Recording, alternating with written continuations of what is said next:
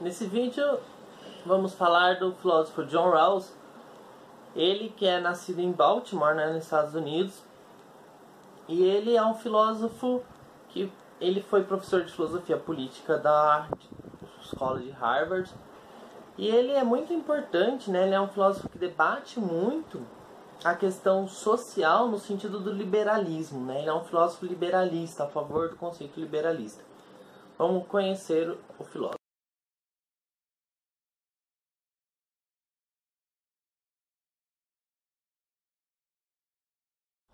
Ele escreve basicamente, né, para o tema que nós vamos falar, né, na questão da democracia justa. Ele escreve 3 livros, que é O Direito dos Povos, O Liberalismo Político e Uma Teoria Política. Nesses 3 livros, ele vai debater a ideia de justiça com equidade, que é um termo que ele, através dele, se torna muito importante, né? Ele vai trazer esse termo para uma forma de uma estrutura filosófica. Ele vai debater com os filósofos contratualistas e discutir muito o problema da instituição, né, na sociedade, e para entender essa justiça justa, a justiça com equidade. Vou pôr os livros.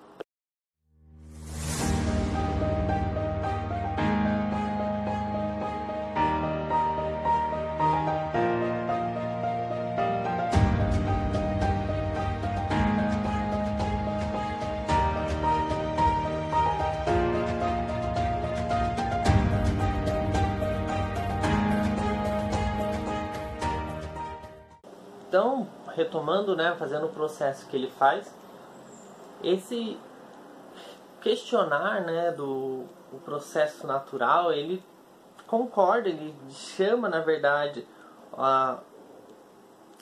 o estado natural, né, que os contratualistas chamam de estado natural, ele chama de posição original. A posição original é um estado que, segundo ele, o indivíduo tem um certo véu de ignorância. O que é esse véu de ignorância? Ele não conhece nenhuma vantagem e desvantagem do viver em sociedade. Ele tem a justiça com equidade nesse sentido real para ele, porque ele não conhece o que pode ser manipulado na sociedade ainda para se tornar melhor que o outro, né? Então ele está equilibrado, ele possui um real julgamento justo, que é essa equidade, certo? E aí ele vai partir dessa nova visão, né, desse ponto de vista que ele está propondo. Ele vai fazer uma crítica aos contratualistas. O que ele vai dizer? Quem são os contratualistas, né? Lembrando, Locke, Hobbes, Rousseau, basicamente, que acreditam que o contrato social ele vem, né, ele gera uma certa obediência ao Estado, que para o Rawls é uma coisa complicada. Para ele, não, o Estado ele não deve ser obedecido, o contrato social não deve ter a função de obediência total. E nesse ponto, ele vai concordar com Kant, dizendo que o contrato social ele não estipula uma ordem que deve ser obedecida completamente, né?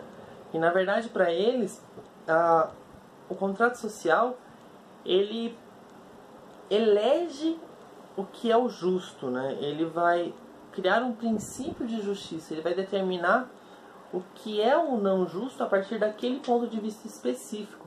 Isso não quer dizer que isso realmente seja assim, né? Não deve ser completamente obedecido num sentido de total entregar da própria liberdade, que é o que ocorre segundo os contratualistas. Para os contratualistas, né, você ao acertar e concordar com o contrato social, você entrega a sua liberdade para o Estado, sendo o Estado responsável por cuidar da sua liberdade, para que você não a perca, né, nesse conflito humano. E isso para eles não é bem assim. É isso que ele está criticando. Ele vai mostrar que, na verdade, o Estado possui um poder de domínio nesse eleger, no determinar o que é certo ou não. E a partir disso ele vai criar 2 princípios, o de liberdade e o de igualdade. Vamos lá.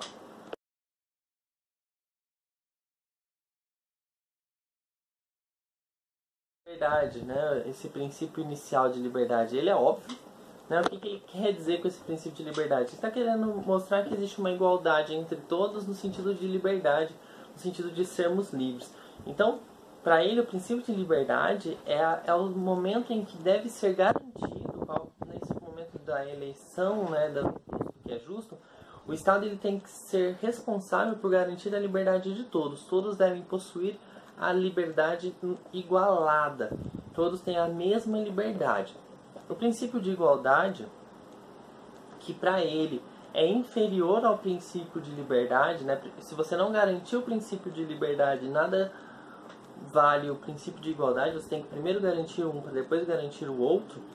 Ele garante que, ou ele deve garantir que exista uma igualdade nas vantagens em todos os indivíduos. Todos os indivíduos eles têm que ter a mesma coisa, mas essa garantia da igualdade é dividido para ele em 2 passos.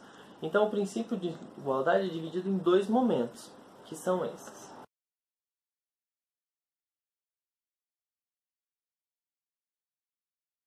Então nós temos primeiro o princípio de igualdade de oportunidade.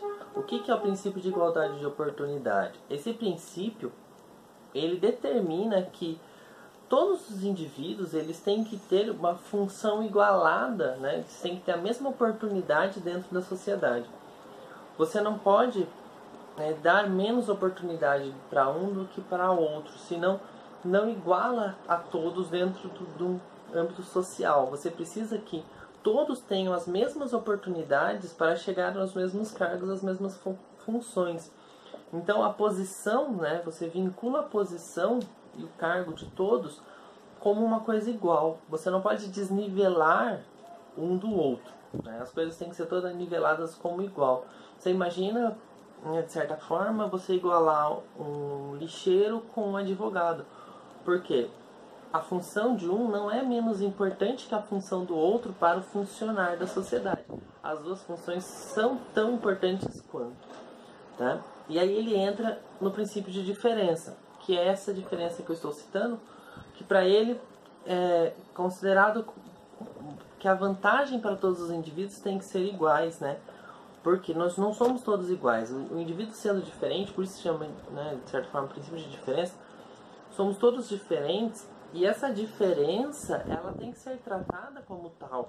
Então você tem que criar vantagens para todos os indivíduos, mesmo eles não sendo iguais, né? Mesmo eles sendo diferentes, eles têm que ser colocados num patamar igual por suas diferenças. Eles têm que receber as mesmas vantagens da sociedade.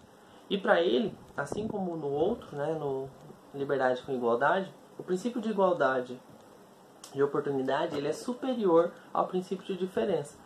Se eu não oferecer oportunidades iguais para todos, não adianta nada eu respeitar a diferença de todos. Então uma coisa é superior à outra nesse sentido, certo? E toda essa construção que ele faz, né, toda essa ideologia que ele constrói, é chamada de liberalismo igualitário. Vou pôr o nome para fixar.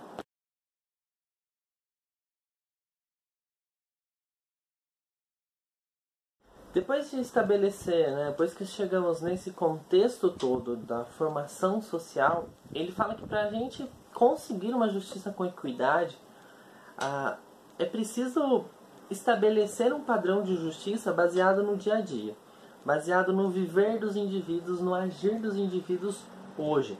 Porque a sociedade ela muda completamente. Mudando completamente, a justiça também tem que mudar completamente. Você não pode comparar uma sociedade grega, uma sociedade medieval, uma sociedade moderna, né, que é a sociedade anterior à nossa, com a nossa sociedade hoje. A nossa sociedade hoje ela é muito diferente das sociedades antigas. Então ele fala que eu não posso estabelecer princípios religiosos, econômicos e até mesmo filosóficos, ele chega a citar isso, para uma sociedade hoje. Porque, de certa forma, todos esses princípios eles estão construídos e são estipulados para uma sociedade anterior à nossa. E ela não se encaixa mais na nossa sociedade. Então é muito importante você avaliar o dia a dia para construir o que é justo para aquele povo, para aquele dia. A sociedade muda. E para que tudo isso seja feito, O Rawls ele dá uma importância fundamental para a educação. Ele acha que a educação ela é o primeiro passo para você conseguir que os indivíduos entendam tudo isso e percebam tudo isso. Uma frase muito boa, né, nesse sentido para compreender isso é essa que eu vou pôr para vocês e a gente lê e discute daqui.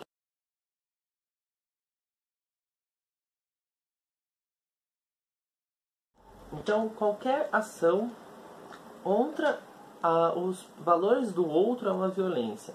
O que ele está querendo dizer, né? Dizendo que qualquer ação que eu tenha perante os valores, as crenças dos outros, eu estou violentando o outro. Nesse sentido, ele está mostrando a imparcialidade do Estado, né? Para ele, como deveria ser, como por lei realmente é, né? Existe uma separação desde a Idade Média ali do Estado com a Igreja, né? Eles separaram isso, mas na realidade não separou, aonde deveria existir uma imparcialidade. O Estado ele não pode se meter nesse sentido, assim como nós indivíduos não podemos impor o nosso conhecimento em cima do outro, as nossas crenças em cima do outro. A nossa crença ela é nossa, e se eu debater com o outro impondo a minha crença e dizendo que a do outro é inferior, eu estou agredindo ao outro, mesmo que não pareça, né? Isso é muito importante, que é o olhar, é o perceber a diferença, né? O analisar que o outro não sou eu e perceber que é importante nós chegarmos nessa ideia, né, de que eu não posso impor o meu pensamento em cima do outro indivíduo. E eu tenho que respeitar que o que ele pensa é ele. Claro, a gente pode comparar, a gente pode debater, pode. Você pode entrar num debate se a pessoa quiser entrar num debate, né? Se a pessoa quiser abrir o que ela pensa para você abrir o que você pensa e gerar um debate, é uma opção das duas pessoas. Mas eu não posso impor que o meu é melhor sobre o outro porque eu estou agredindo o outro. Isso é muito importante para que haja uma justiça real. E a educação ela vai fazer esse papel, ela vai ensinar o indivíduo que nós não somos iguais, né? E temos que respeitar porque o outro é diferente. A própria educação inclusiva, né, que existe hoje, ela ensina um pouco disso. De uma forma errada, mas ensina. E para que tudo isso seja funcional numa sociedade, o filósofo ele propõe a ideia de cooperação social. Eu vou pôr para vocês aí, para vocês lembrarem.